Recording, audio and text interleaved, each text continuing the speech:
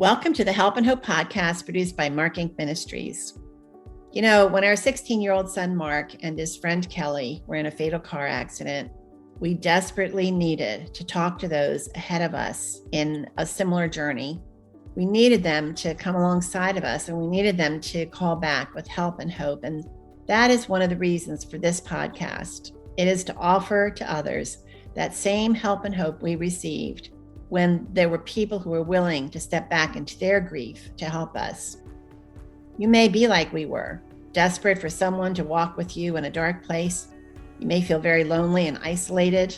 Or, as others have told us, stories like the one you are about to hear remind you that just as God has been faithful to this person, he will be faithful to you. I'm Sharon Betters, the co-host of the Help and Hope podcast, and today's guest is Robin Davenport. Robin's son, Justin, gradually changed from a kind, engaged husband, a father, and a son into a man his family did not recognize. He lost his family and was imprisoned before doctors finally diagnosed him with frontotemporal dementia, or young onset dementia. At first, you might think this is a heartbreaking story, and it is. But Robin offers light in the darkness, and she wants you to know Justin's story. So Robin, welcome. Thank you. Robin, before we jump into Justin's story, which is also your story, tell us a little bit about yourself.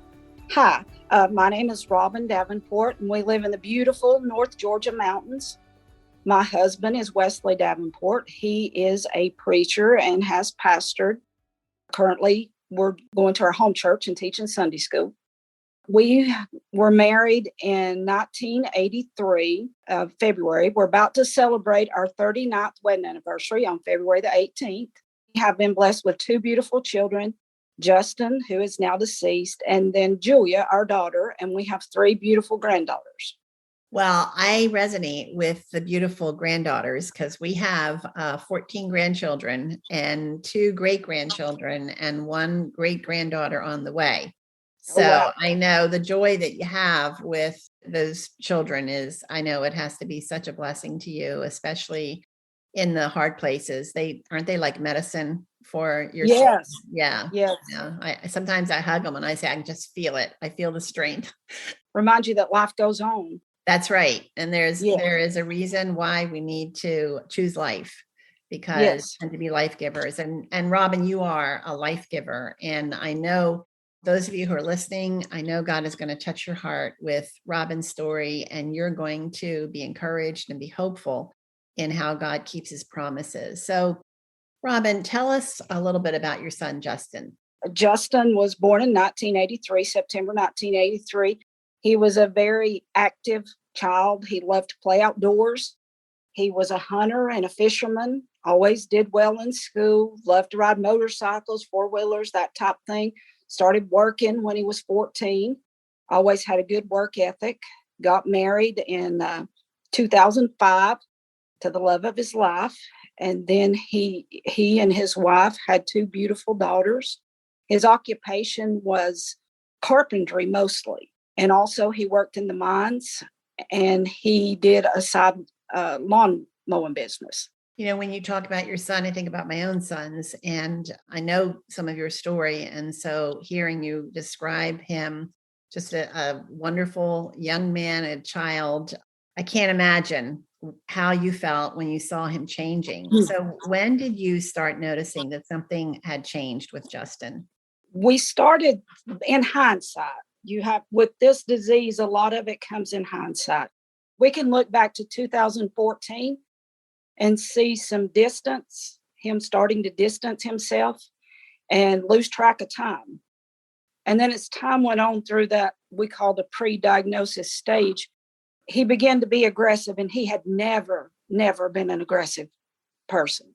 You know, again, I'm trying to imagine being in your situation and how frustrating and desperate you must have been to try to get through to him and to try to help him see, wait a minute, Justin, what are you doing? You know that the way you're behaving isn't right. So you have mentioned his disease. What is that disease called? What was he finally diagnosed with? Behavior variant frontotemporal degenerative brain disease. The short acronym is FTD. And what does that mean? How did it show up in Justin's life? The first symptoms, again, in hindsight, are the difficulty with communication. He just wasn't talking. He'd always been real quiet, but this was different. And then the loss of self-control, and then starting to lose some executive functioning. Those three things contributed to the loss of his marriage, loss of employment, and then his first two arrests, and then an involuntary stay on the crisis stabilization unit. You've shared some of the details of that time, and I keep going back to being a mother of adult sons and the heartache that you had to have experienced. And we want to talk about how you found your way through that. But first, why was it so hard for you to get a diagnosis? I think you said it was like, how long was it before you got a diagnosis? And why was it so hard? Why is it so hard for anyone to get a diagnosis for this disease? It took 4 years to get the correct diagnosis from the time of onset. And the reason, the average time it takes is 3.6 years for someone, especially someone young with FTD. And the reason is it mimics mental health. It mimics just, bad behavior. And something's going on. You don't know who this person is, what's happening. I mean, you know them, but you don't know why they're behaving in this way. So you look at spiritual reasons, you look at emotional reasons, you look at mental health. But to think that someone in their young 30s has dementia, that doesn't even enter your mind. Yeah, and it apparently doesn't even enter the minds of the medical world. Because he, as you said, it's sometimes mental illness like schizophrenia or something like that. And their treatment, I would think, sometimes might exacerbate the problems as they give medication, trying to treat the symptoms, but not really getting to the root of the problem. What impact did Justin's journey have on you personally during that time? I mean, describe some of your feelings. Hopelessness. What is happening, trying to find an answer, a lot of living in crisis mode. My heart was broken over the breakdown of his marriage, what it was doing to my granddaughters, looking for answers, trying to, find a fix, something to fix him. And when you say that, no doubt you prayed fervently. You prayed fervently for him. And yet every day looks like, where is God? Did you feel that way? I mean, what kind of an impact did that have on your faith? My faith was strengthened because I would think, Lord, I've got to have you no matter what. And every bit of news we received was only bad. It only got worse. And we had to cling to the Lord more fervently. We had to hold on to him more tightly. I remember, struggling with a lot of emotions, and when your son is in jail and there may be things said in the community and, people saying things about him and hurtful things, we just hung on to the Lord that we had to have him. I remember thinking, Lord, no matter what, I have got to have you through this. I have got to have you. You mentioned, people talking, and I think this is a cautionary tale for all of us to be very careful about coming to judgments when we don't have a clue as to what the real story is. Did you feel isolated? Did you have a circle of friends or family that you could turn to? Yes. My husband is a wonderful, wonderful support. Our daughter, she knew this was not her brother. And also my work family. I work with adults with developmental disabilities. So we all are accustomed to, working with people with disabilities, and everyone could see there was something not right here. And they were so encouraging to me. And working with parents of adults with developmental disabilities, that group, I cannot begin to explain how much they were encouraging to me. And also our church family. You've got to have a church family during a time like this. They come alongside you. They pray for you. They love you and support you. As you've described Justin's journey, you just, like you said, every day was bad news. You hit wall after wall.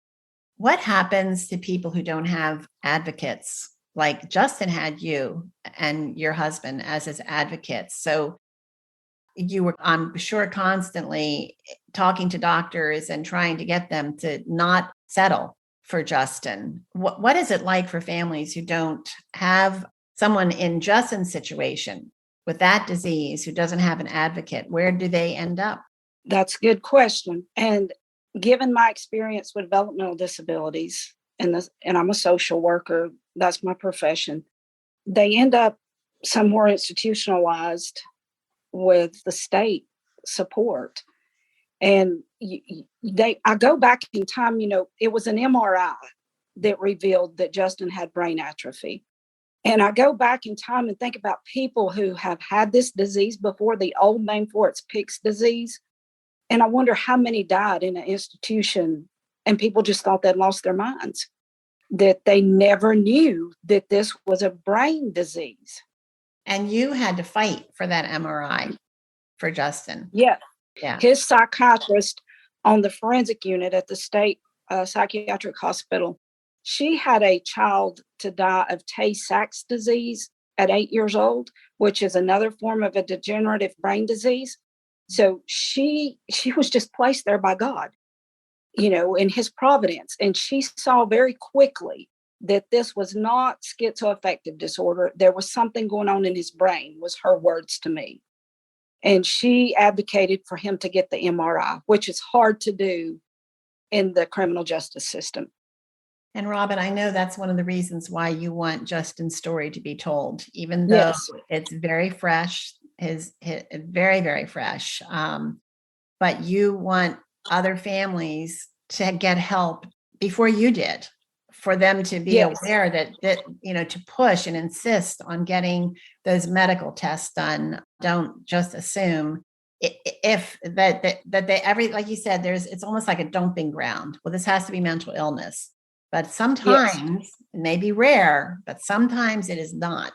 And because of a medical physical change in the person's body. And listeners, that's one reason why Robin is willing to share a story. You might be thinking, wow, why does I think that about all of our guests. I'm so amazed at their willingness to be so transparent, but it's because they care about you and they care about others who are in similar situations. And so a takeaway from Robin would be push your doctors to get those tests, fight for those tests for your family member. It may end up that it doesn't show the same things. We certainly hope not, but still it gives you a clue and a key in how to get the kind of treatment that loved one needs. So I want to switch gears a little bit and talk about your faith. And one of the things that you've told me, you've shared with us, that Justin's life drew you closer. It pushed you toward Jesus.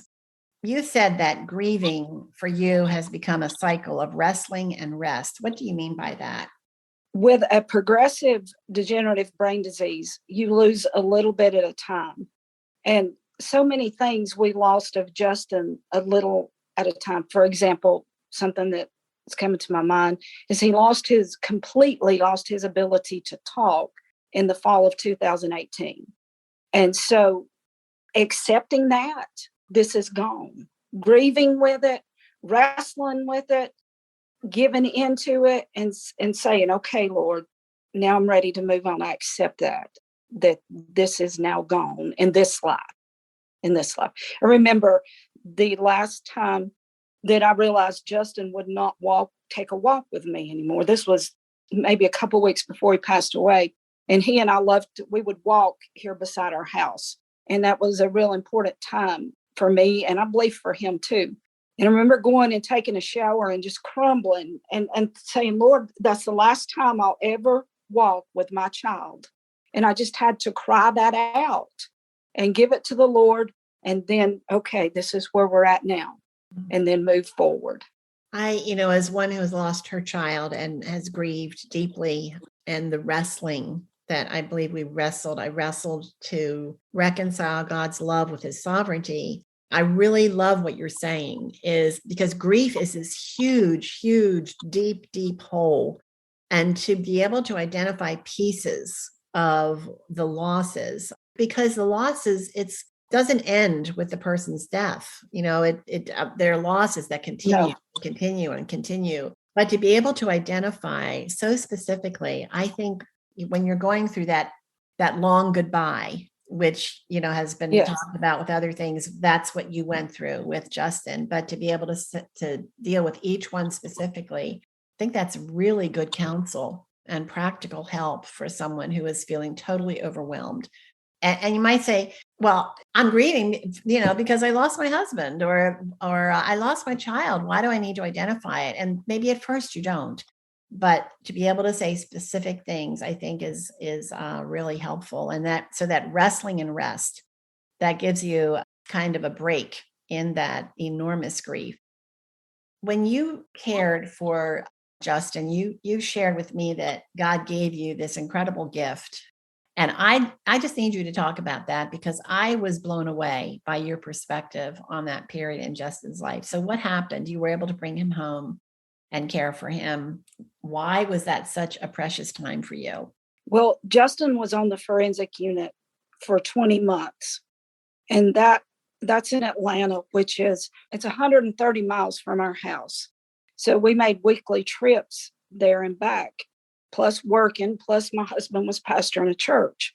So that was a very busy time. And always going to bed wondering, what's Justin doing tonight? What's he doing today? So when we brought him home, August 30th, 2019, I call that a space of grace. I like to identify times. if I can identify experiences such as the ever-changing new normal that we're living in and things like that. It helps me to get perspective. So we brought him home and we got to be still for a while. We got to enjoy the funny little things, like he went in, he got a hold of my grandfather's ties and he put like 3 or 4 on at one time. And then he had baseball hats. He loved baseball hats. And he would have 2 or 3 on his head at one time. And my husband and I, we loved those moments. We got to see those precious moments and finding the joy in that, the do-overs. I call them do-overs. Justin's last birthday was September 13th, 2021. And I got him up that morning. I said, Justin, do you want birthday cake and ice cream for breakfast? And his eyes kind of lit up. And you learn how to, read their communication. So he got to have cake and ice cream for breakfast.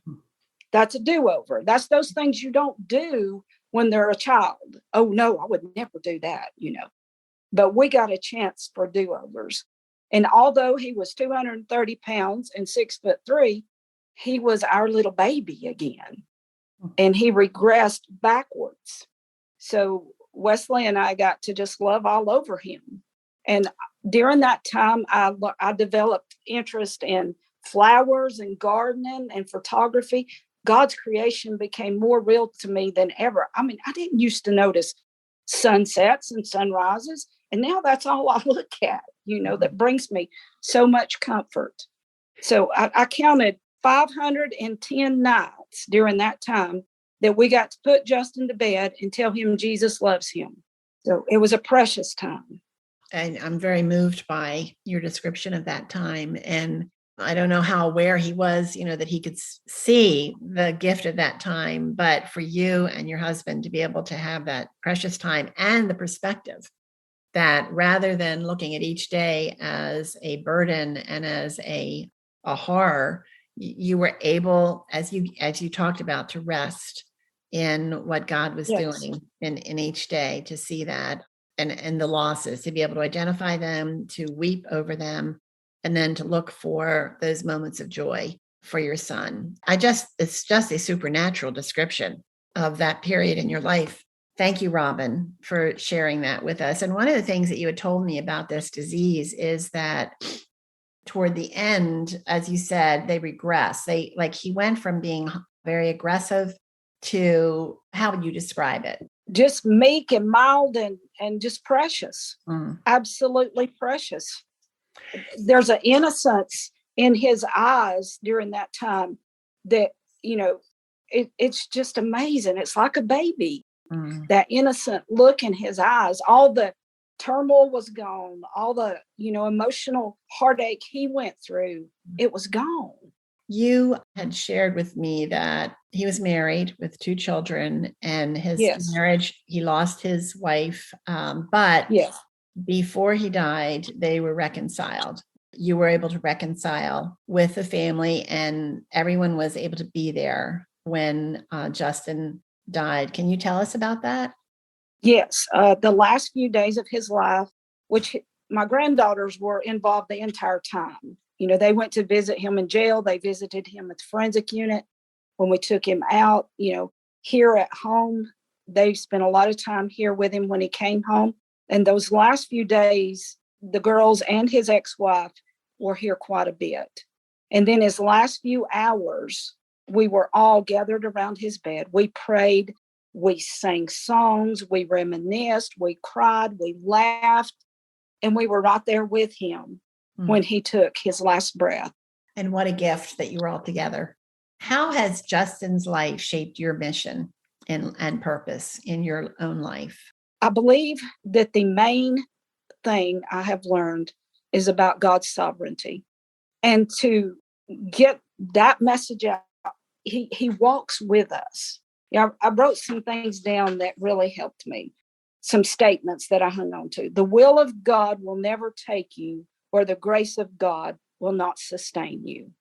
To share that message that it won't. His grace is always even more than sufficient to meet every need. And another one is a quote by Betsy ten Boom from a German concentration camp.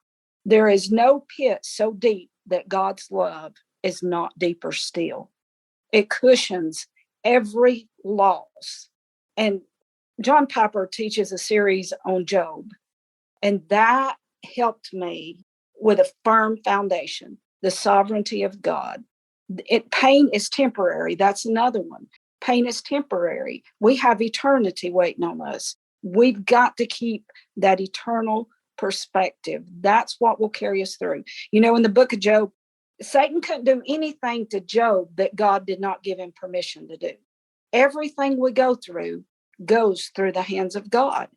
And that's what gave me comfort in the worst times, that I had to have him. He, though he slay me, I will trust in him. And that's the message I want people to know. Well, as we are wrapping up, and Robin, thank you so much for sharing Justin's story. As we have spoken earlier, I just know that God is preparing hearts, and that I know when I would struggle with losing our son, and I would turn to the scriptures, and I would feel as though, and some devotionals, and there were times I would feel as though when that person was writing that devotional 50 years ago, God had me in mind for that message. I understand. Yes. And I believe that about our conversation. I believe that there's someone who is going to hear this, who is going to say, the Lord prepared this just for me. We call it treasures in the darkness, where he says he will send us those treasures in the darkness, riches stored in secret places, so that we will know he is the Lord our God, the one who calls us by name. So he's wholly other, but he's right here with us. And that's what I hear you saying so clearly. And I pray that the Lord I know that he is going to take this message into the hearts that need to hear it desperately. And Justin's story goes on. It's an ever widening circle of his legacy, that through you, the grace of God is flowing into the lives of others. I'm Sharon Betters, and Robin Davenport has been my guest today. And I know that God is already using what you've heard to touch your heart. And I pray that you will share it with others. If you want to get in touch with Robin, it's possible that you're in the same situation that she has described, or you have a loved one, you don't know what to do. Robin wants Justin's story to bear great fruit. And that is why she is sharing it with us today. And so you can contact Robin through markinc.org. Just go to markinc.org and use the Contact Us link, and we will make sure to get that message to Robin. Go to markinc.org, where you can hear more stories like Robin's. I hope that you will share this story and other stories. And again, you can contact Robin through markinc.org. Again, I'm Sharon Batters. Robin, thank you so much for joining us today. And I pray that as you all go about your daily life, you will remember that God is sovereign and you can trust him. Thank you for listening to this Help and Hope podcast produced by Mark Inc. Ministries. Be sure to like, comment, and subscribe. Visit markinc.org, markinc.org, to find additional free resources on a variety of topics. Online counseling services are also available through Anchored Hope Biblical Counseling by visiting helpandhopenow.org. That's helpandhopenow.org. Download the Help and Hope app on your mobile device. Hope is just one click away.